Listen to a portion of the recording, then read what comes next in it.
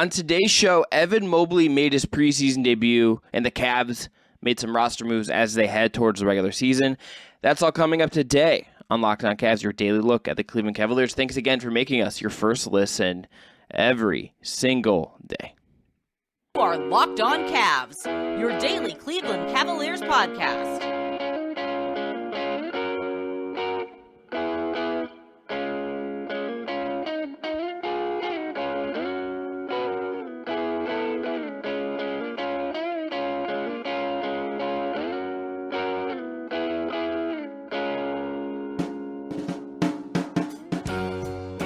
All right, the music you heard on the way in is from our friends at Astro Radio. Check them out on Apple Music or Spotify.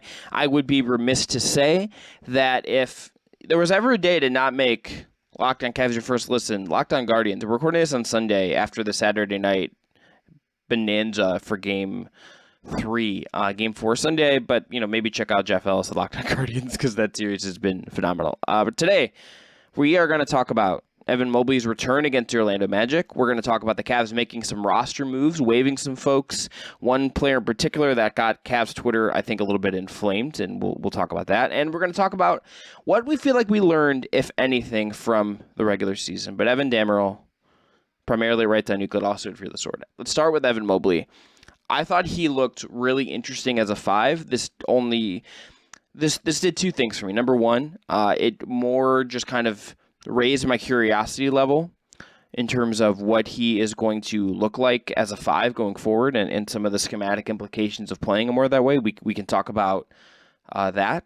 But also just he looked a little rusty. And that was my big takeaway. Is like you could definitely tell that he had missed time on the floor.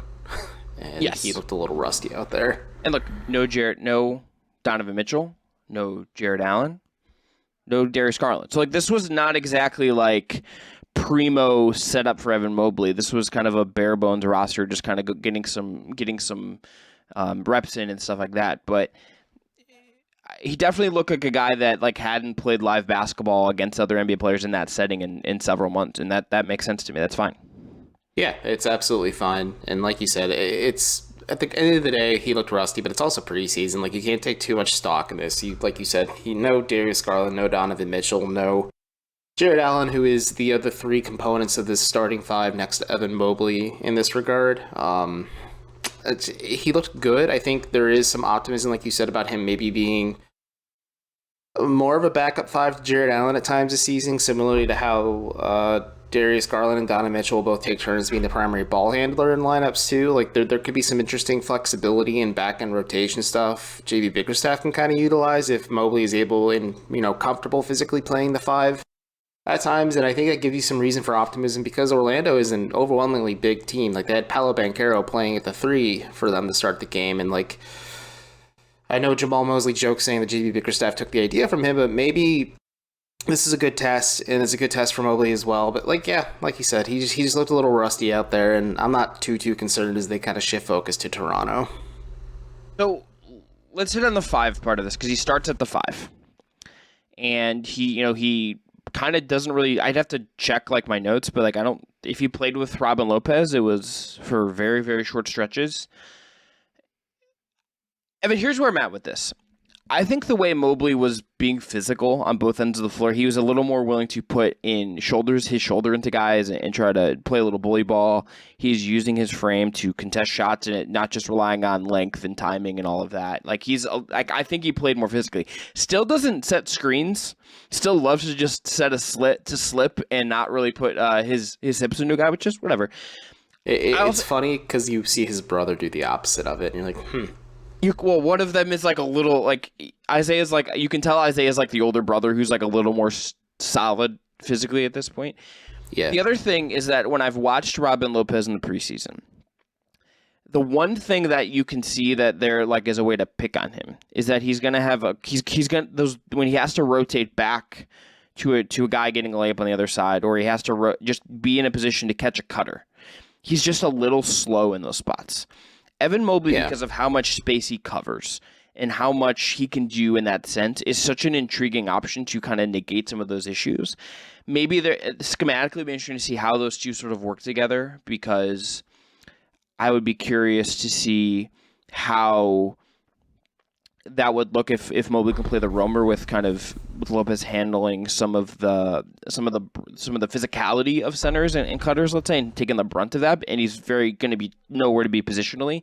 But I think we need to see Mobley at the 5. Like, this is just going to be a thing I think we need to see more of if the Cavs are going to kind of maximize how interesting they can be.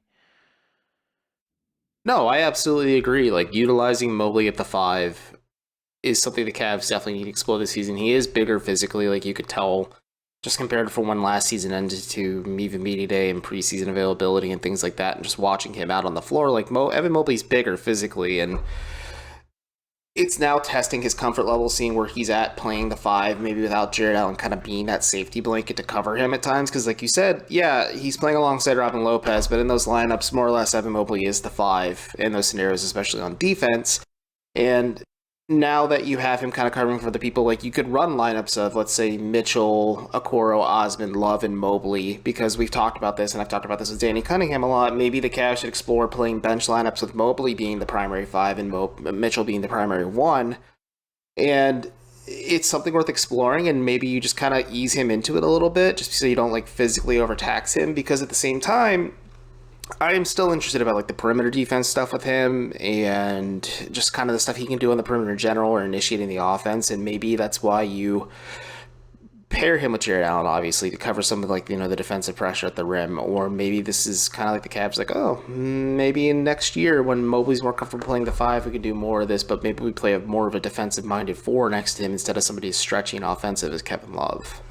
Well, and I think there's the other part of it, there's the defensive point of it too, is like, I think against like Joel Embiid or some of these bigger centers, I would want to utilize Robin Lopez's frame. Like, he's just bigger.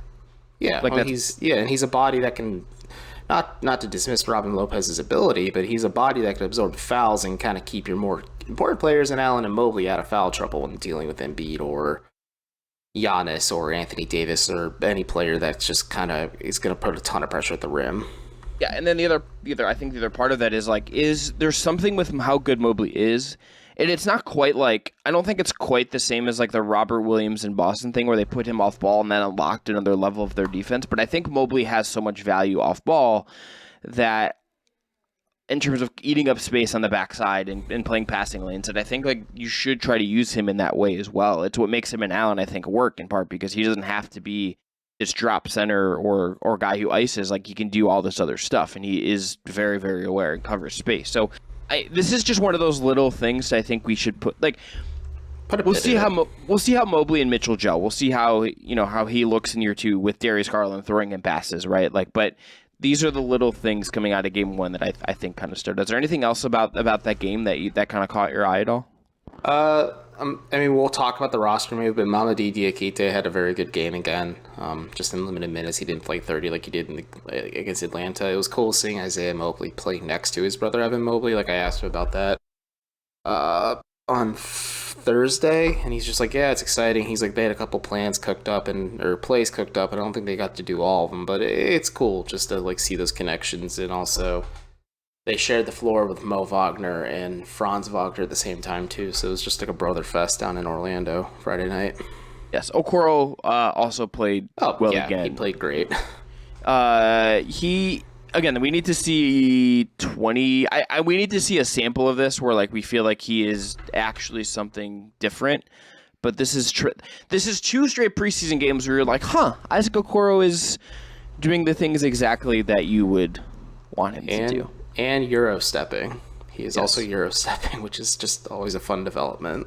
Him hitting those in the half court is just like a wild thing. Okay, we're going to go into break now.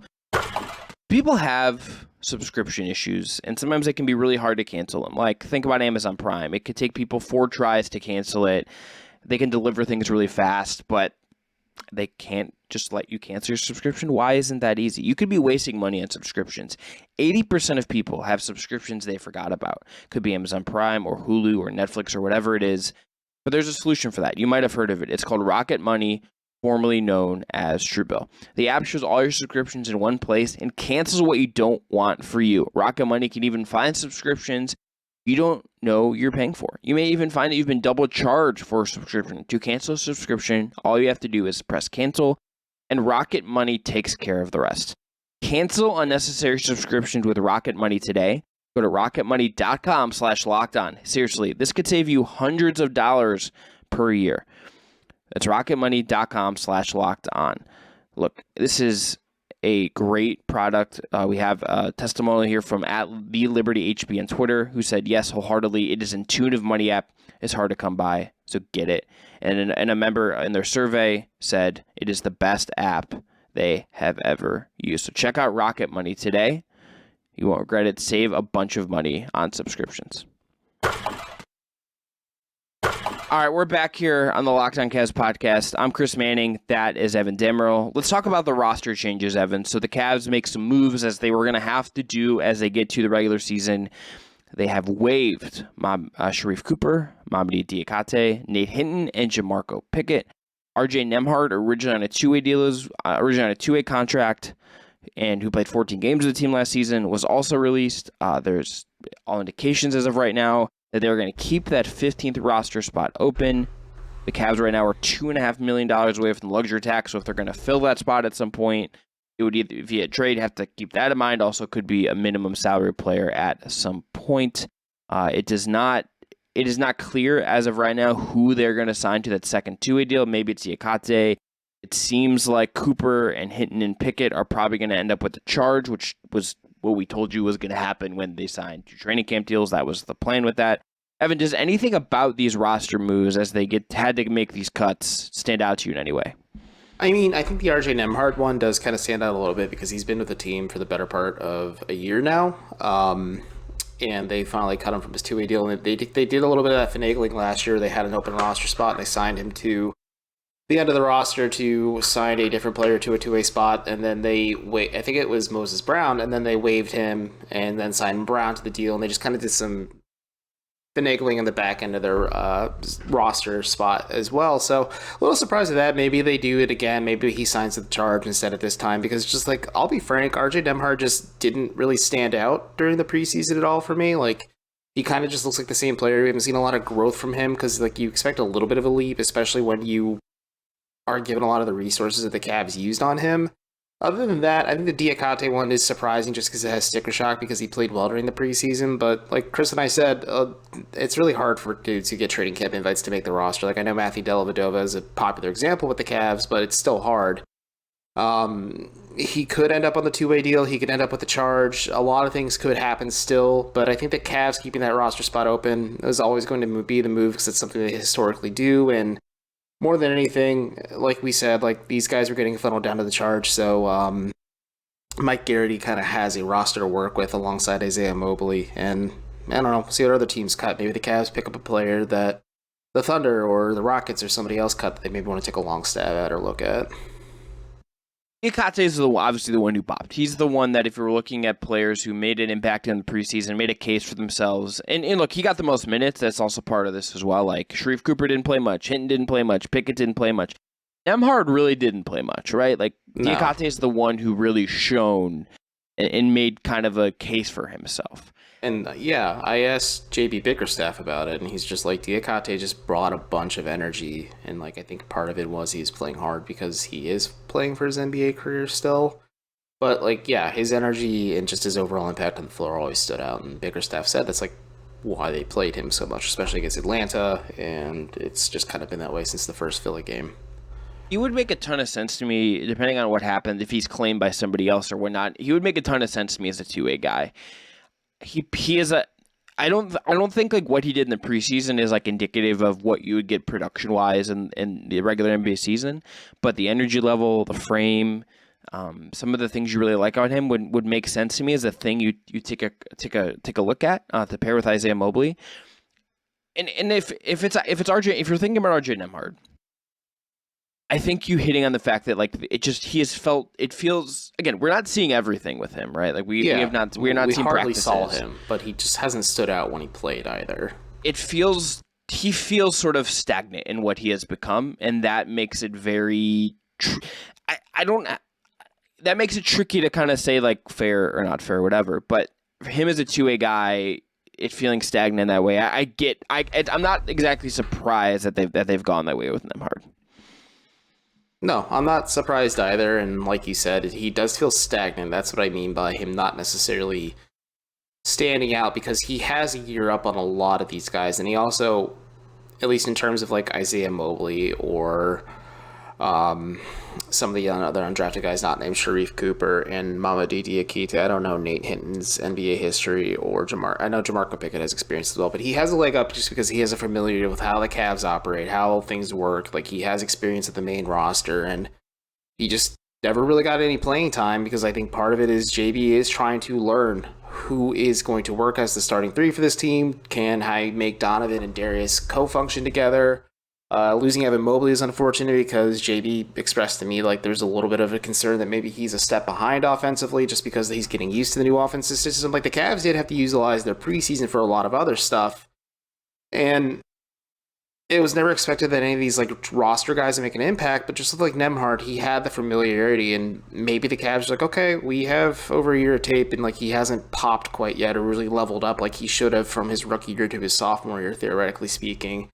And maybe they just utilize that two-way on somebody else just to kind of keep them in-house and then maybe do the long development game with him. Because let's just be frank, the Isaiah Mobley presence on the roster is going to more or less lock up a two-way spot until he's signed to an actual contract with the team. Yes. I will be curious to see also just like if anyone does pop. I was like scanning through some of the names that were waived by other teams. And, you know, like Isaiah Joe would have been interesting to me. Looks like he's gonna with the Thunder. David Nwaba will now be a free agent. I am a David Nwaba believer, but is he worth your 15th roster spot? Yeah. Jared Butler was waived by the Jazz. I know there's some health concerns with him historically, but like it was a very productive college player. Mm-hmm. I'm curious to see if like there's anyone that kind of jumps out to them as far as who is waived. You know, there's not anyone that like you're like, whoa, that guy got cut in, whatever. Maybe Killian Tilly is sort of one of the bigger names as well. But like, there's not like a name out there that I'm like screaming to just go try to grab this guy. I mean, Killian Tilly would be interesting, but the Cavs kind of have invested with Isaiah Mobley, and they do have Khalifa Diop overseas as well. And yeah, like it's not a need. Yeah. So like he's not like a huge need. If they're like looking at like, hey, we need some young depth behind Jared Allen. I don't know if Killian Tilly, like, yes, he was a good player at Gonzaga, like he has a lot of intrigue, but like you said, Jared Butler, like that would intrigue me if you want like a bigger-ish point guard that maybe you could develop, and maybe, I don't know, maybe Sharif Cooper ends up being that guy of the year with a charge, because like you said, he's expected to join the charge in Cooper, and maybe they pursue that path, but we'll see. I don't know. There could be some interesting names. The Cavs have been pretty smart with some of their UDFA and two-way signings up to this point with Stevens and Wade. We'll see how Isaiah Mobley pans out, but I think you can feel optimistic about that. And then, like, you just kind of keep funneling this young back-end talent, developing them through the charge, and just working that way. Like, that's the best way to go about it, and just figure out the next steps from there. If they were to actually, I don't think they're going to do this, but if they were to actually fill the 15th roster spot right now, Stanley Johnson would make a lot of sense. It was generally good with the Lakers last year.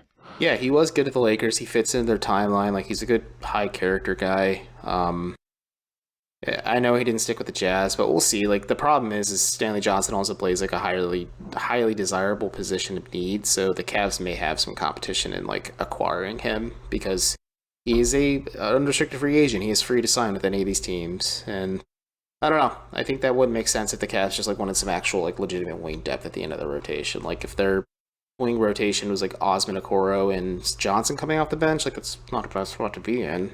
Yeah, I mean, like he would be, I think, like competition for Lamar and maybe competition just to bump Cedi as well if you go that way. Okay, we're going to go one more break. We're going to come back and just hit on what we feel like we learned in the preseason overall. But first, Evan's going to tell us about our friends at BetOnline. You're right, man. BetOnline.net is your number one source for football betting info this season. Follow the latest player developments, team matchups, news, podcasts, in-depth articles, and analysis, everything on every game you can find. Check out our sponsor, BetOnline.net. And, as always, BetOnline.net remains your continued source for all your sports wagering information with live betting and up-to-the-minute scores for every sport out there. It's the fastest and easiest way to check in on all of your favorite games and events, including MLB, MMA, boxing, golf, basketball, and so much more. So, head to BetOnline.net or use your mobile device to learn more. BetOnline, where the game starts. They have good odds, by the way. Over-unders on the Cavs, I believe 48 right now.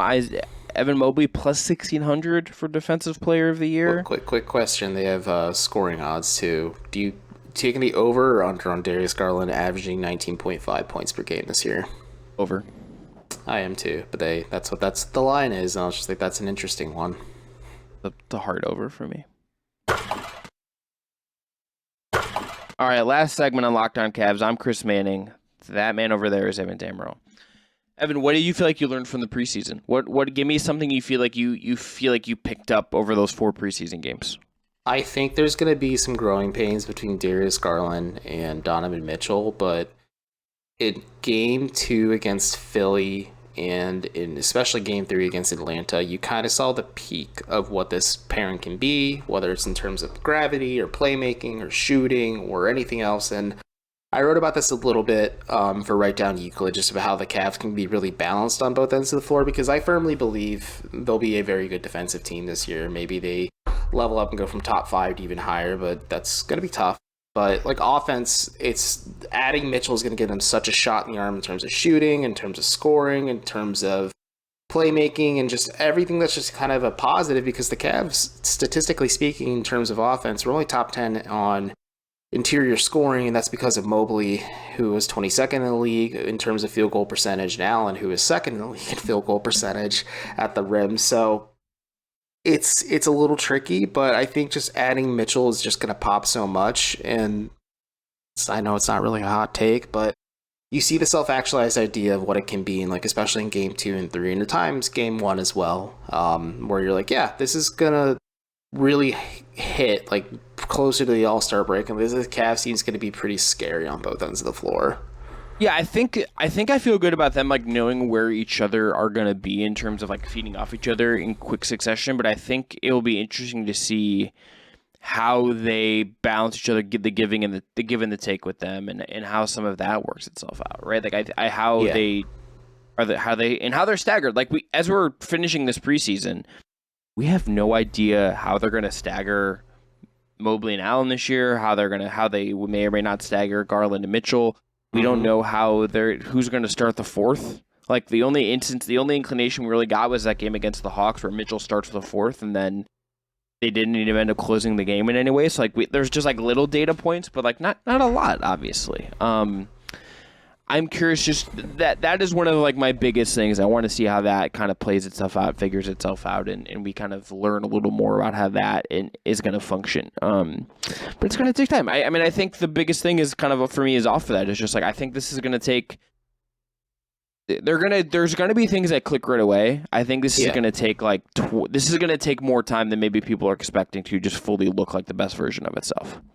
Well, that's kind of the issue with fandom sometimes, is people aren't willing to be patient to see the process play itself out. And some folks will say Rome is burning. The Cavs kind of they struggle a little bit. Like they have a pretty, I mean, other than Washington, who I'm not very high on this season, but they play Toronto to open the season. They are in Chicago soon after that. Like they have a handful of like decent opponents to start the season. Like they play Boston pretty early in the season too. Like they have some tough tests against them where like they're going to press the buttons on the Cavs offensively that may make them really uncomfortable. And like, yes, these are valuable learning experiences, and maybe it's a good way to help them kind of figure out how they function and coexist across the board with all of these mouths that need fed on the offensive side of the ball. Because I think the defense will carry itself. It's just how will they find that balance so they don't turn every game into a rock fight like they did last season, where it's like, yeah, it's fun to watch the Cavs scrap games, but like, you know that's got to be physically exhausting to have to do on a night-to-night basis, too. I cannot wait to see the regular season version of the Hawks game where it's close. You have to just kind of find a way to kind of make stuff work, and it gets in the grime. And I cannot. Oh yeah, gut check games like that are fun. It's just I don't know if I want to watch that every single night. Well, I mean. Odds are it's not going to happen every single night, but like I want to see like it in Boston. I want to see it again. Toronto opening night could be one of those games where like Toronto's going to play like its style, and they're going to play smaller, and the Cavs have a size advantage, and there's all these things, and how that works itself out will be really, really interesting just to see how that, like what kind of things we think we've learned here so far carry themselves. Evan, let's end on this. Karis LeVert seems... JB Bickerstaff is doing the coach/JB Bickerstaff thing where he's saying like we may have made a decision at starting small forward, but he has not said it. He will not say it Wednesday. It is a competitive advantage thing, blah, blah, blah, blah, blah. I think I am intrigued by the LeVert thing. I just want to see much more of it before I feel like we have like a real grasp on it, particularly since Evan Mobley, again, did not play. Like, Mobley and LeVert played together in Game 4. None of the other possible starters played there. Yeah, I think Karis LeVert has the leg up on it because he was asked by Joe Varden, I think, prior to the Atlanta game, has he settled on Karis LeVert? And JB's like, no, but then JB again made it clear, which was just interesting to say, like, Karis has done everything right up to this point to not be the starting small forward for this team. To not be, so like he wouldn't be taken out of consideration. But you get 2 strong games from Isaac Okoro, you get some okay-ish outings from Cedi Osman. I'm not saying Osman should start, but like Osman's earned a spot in this rotation, at least for his preseason play and just how comfortable he's kind of looked out there at times. But like Okoro, it's a race between Okoro and LeVert. I think it always has been, but I think LeVert will open the season as the starter. But to Chris's point, Isaac Okoro, in the first segment, Isaac Okoro played really well against Atlanta. He played really well against Orlando. This is preseason, so you take it with a grain of salt. If he can string together like a consistent 10 to 15 games just to start the year, we're like, yeah, he is kind of making an impact on both ends of the floor. He's not doing a ton of scoring just because the Cavs don't need that from him, but like you're consistently getting it. Maybe 15, 20 games in the season, it's easier to flip-flop things. Start Okoro as like that connective tissue between defense and offense, and then you let LeVert be your supercharged 6-man next to Donovan Mitchell, because those lineups were effective when Mitchell was running point and LeVert was kind of next to him as like the secondary scorer. All right, let's end there. Evan, best Cavs highlight of the weekend. Donovan, or anything Evan Mobley did, or Kevin Love chugging a beer at Progressive Field? I believe it. I believe Kevin Love chugging an ice-cold Bud Light. Well, I'm saying which one's the better highlight? Anything Evan Mobley did. Okay, I agree. That Guardians game was so special, so I think that game just trumps anything that happened this weekend. The pop Kevin Love got when they panned him, and Jared Allen is losing his mind as Kevin Love is crushing what looked to be a Bud Light in a Miller Lite Stadium. Questions. I have lots of questions about what he was chugging. Just interesting time. It is. It's a fun time, man. Hopefully, you know what? Hopefully the Guardians have won by the time this episode posts, but if they're back in New York, go Guards tonight. Hopefully the Browns won. Hopefully everyone had a good weekend, and we'll see you Tuesday. Yes. All right. Thanks again for listening to Locked On Cavs. This episode is produced by Jake Stevens. All right, we'll be back tomorrow, kind of going through some of what the betting lines have to say about the Cavs this year, and kind of use those to lead us in different thought directions. We hope you tune in for that. Now go check out Locked On NBA. That is your best look at what's happening around the league every single day from the Locked On Podcast Network. Hope you go check that out. Subscribe to that wherever you're listening to Locked On Cavs right now. Check out Locked On Guardians. Check out Locked On Browns. Promise you won't regret it. Everyone, be well.